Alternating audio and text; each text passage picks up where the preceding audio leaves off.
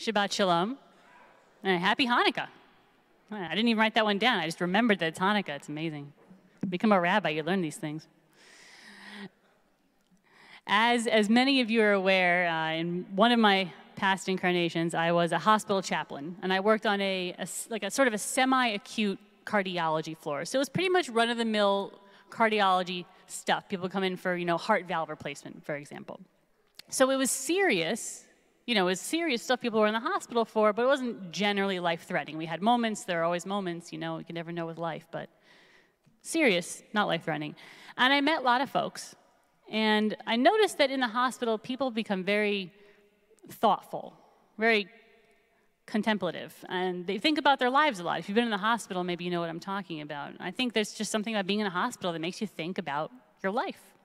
I think, first of all, you have a lot of downtime, like a lot of downtime, and there's just nothing else to do, and so you're just kind of thinking about your life. But I think it's also, at least on my floor, pretty serious cardiology. People were either just about to go under or had just come out from being under, anesthesia for a major operation, and it was serious stuff. So people think about their lives. They think about what they've accomplished or what they haven't accomplished. Think about the things that they regret.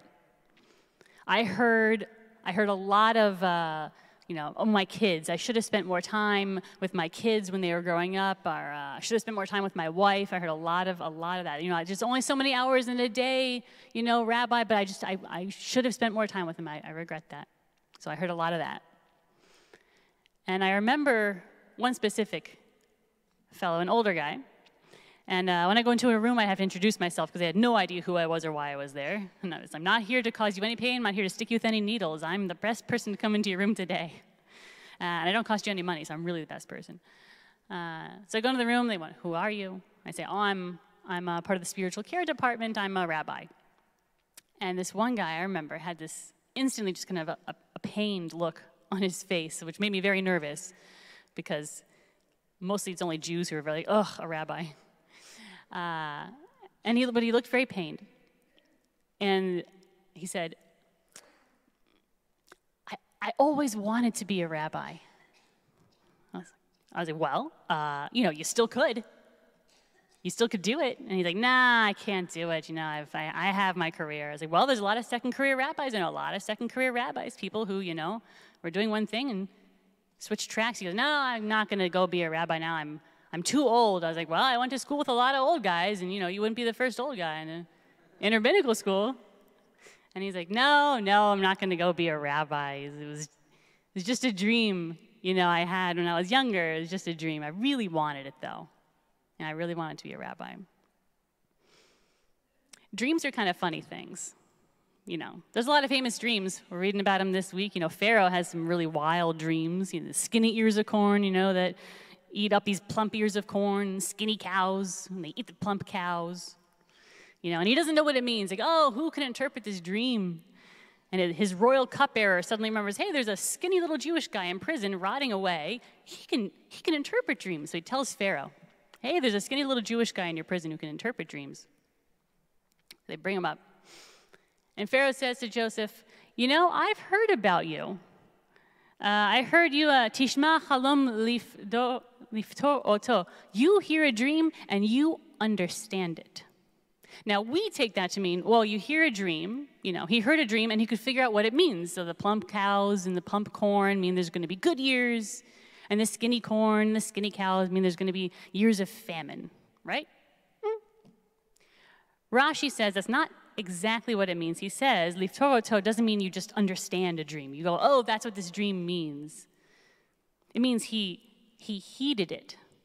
He made it actionable. He did something about it. Not just there were 7 good years and then 7 bad years, but then you have to stockpile food during the years of plenty, so in times of lean, no one starves to death. That's the wisdom of Joseph. He didn't just interpret the dream, he heeded the dreams. He made them into something doable in real life.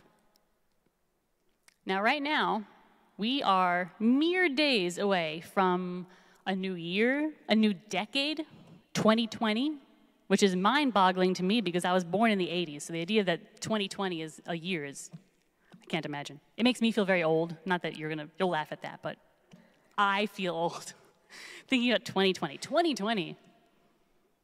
But because we are about to embark on a new year and a new decade, it means it's a great time to think about, what are your dreams? What's there a place that you've always wanted to take a trip to, a place you've always wanted to go, just haven't done it yet?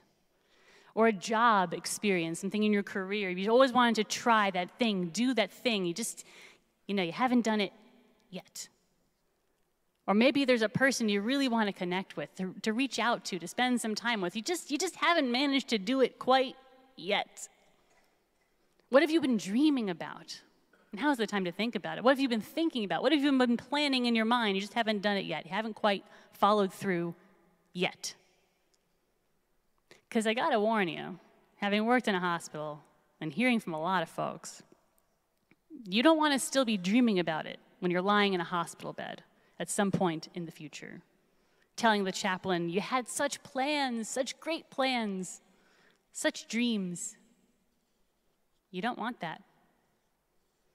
Our rabbis, our ancient rabbis, they teach chalom echad mishishim linvuah. Dreams are 1/60th of prophecy. So whatever your dreams, personal or professional, places to go, people you want to spend time with, if you've dreamt it, it is a kernel of what could be. But dreaming it alone doesn't make it come true. If Joseph had said, ooh, you got 7 good years and then you got 7 bad ones, ooh, wouldn't want to be you, bye. It'd be mean, first of all, it'd be very mean. And it wouldn't have made him Joseph, it wouldn't have made him the great man that he became. He was great because he took those dreams and he made them into reality. So I ask you, as we are sitting in your case, on the cusp of 2020, what little buds of prophecy have you been incubating in your mind? What are your dreams? And what steps are you going to take to make those dreams into reality in this new year? Shabbat Shalom, happy Hanukkah.